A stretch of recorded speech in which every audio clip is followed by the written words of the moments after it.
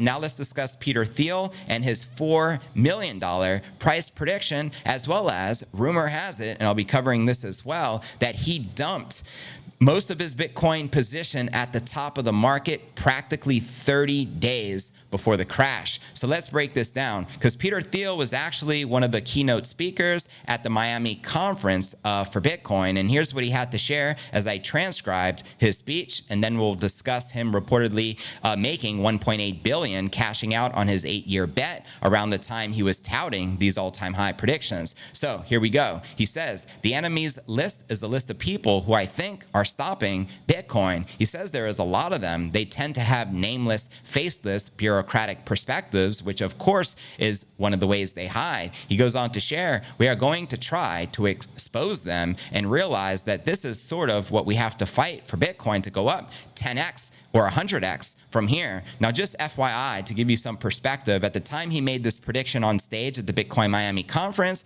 Bitcoin was trading at roughly $43,000 per coin. So you run the math. 43,000 times 100x is over $4 million per Bitcoin. So that you know that. Let's continue with what he had to share. The central banks are going bankrupt. We are at the end of the fiat money regime. How many of you agree with that statement? I agree there 100%. The first person on the list is Berkshire Hathaway CEO, Warren Buffett. Thiel put up a picture of Buffett with two of his most famous quotes about Bitcoin. One was rat poison, and the other, I don't own any, and I never will. I also like to point out, now since then, Warren Buffett has much indirect exposure to Bitcoin through Bitcoin mining stock companies and etc. So go figure, if you can't beat them, join them, right? And he goes on. He opined, I think the sociopathic grandpa, what a great nickname, of Omaha is perhaps the most honest and the most direct in it. Yeah, and I say also Charlie Munger goes along with him. Now, Thiel further noted that Buffett has a bias and makes him long on fiat money system, and money managers who follow the Berkshire Hathaway executive's advice will pretend it's complicated to invest into Bitcoin. I think we call that FUD, fear, uncertainty, and doubt, and I would expect nothing less from one of the wealthiest people in the fiat money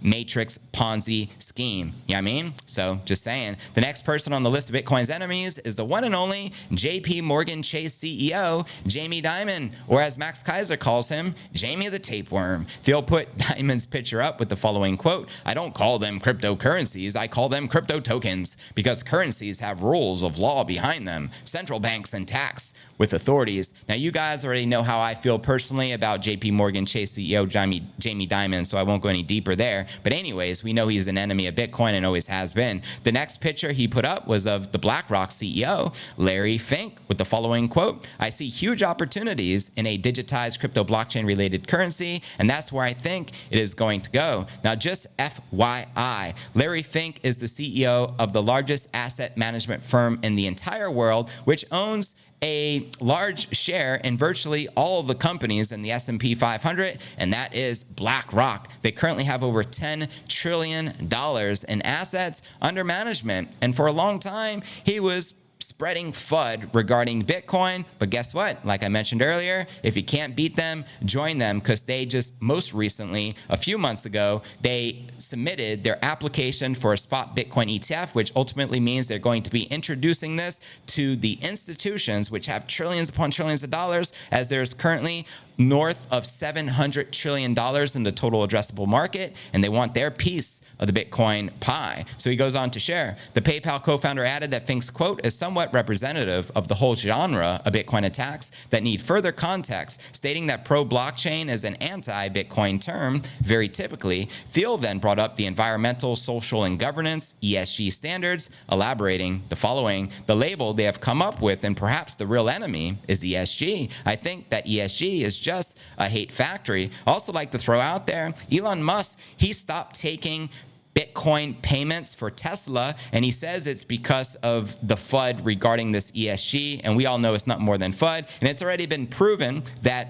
Bitcoin is more than 50% clean energy. So the $1 million question, when will the world's supposedly wealthiest man, Elon Musk, when will he start accepting Bitcoin payments again for Tesla? Isn't that a great question? And wouldn't you love to know the answer to that? Maybe you should ask Elon and tag him on X and see what he says. Anyways, Thiel stressed, you can always ask the question, what's the difference between ESG and the CCP, the Chinese Communist Party? Well, when you think ESG, you should be thinking of CCP. Preach. Now, he also goes on to share, it is the finance gentrocracy that runs the country through whatever silly virtue signaling or hate factory to them, just like ESG, the billionaire concluded. This is what I would call and what you have to think of as a revolutionary youth movement. And we have to just go out from this conference and take over the world. So there you have it, fam. What are your thoughts surrounding Peter Thiel's prediction that we are likely to 100x, and along with his enemies list, as it seems a lot of the enemies have come around and now have direct exposure to BTC. But it doesn't stop there, because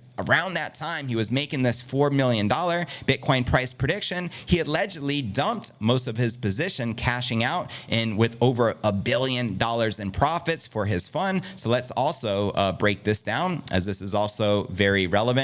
How many of you were able to watch the speech he gave at that Bitcoin conference? It was epic, to say the least. I recall it. Now, so here we go. Check it out. Peter Thiel's venture capital firm reportedly made $1.8 billion closing out its crypto positions around the time when he was an early Bitcoin bull, still predicting the token's price to surge by 100x. And again, from 43,000 price action, 100x means over 4 million. Founders Fund had cashed out almost all of its bets on digital assets by March of 2022. According to the Financial Times report that cited people familiar with the matter. But Thiel was still backing Bitcoin, obviously, when he spoke at the crypto conference in Miami the following month. He went on to share, we're at the end of the fiat money regime, he said, adding that the token's price could increase 100-fold from its level at the time, which was reported at $44,000 per coin. That prediction was proven false, and as rising interest rates and failures of high-profile firms like Celsius Network, Three Arrows Capital, FTX, Terra Luna dragged the crypto sector into the prolonged bearish winter. Now, Bitcoin plummeted by over 60% in 2022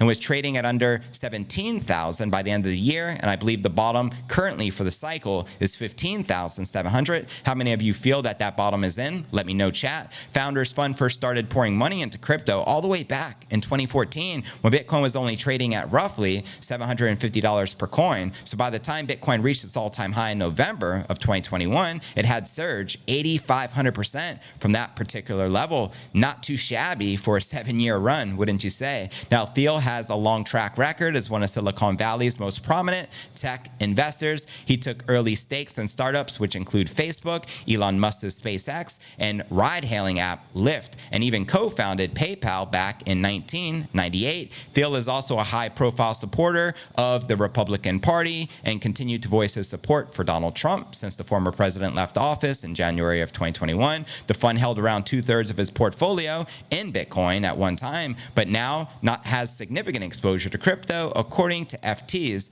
sources. So there you have it. Fam, what are your thoughts surrounding his prediction and him cashing out at around that time he was making those all-time high predictions of 100x? Let me know, fam.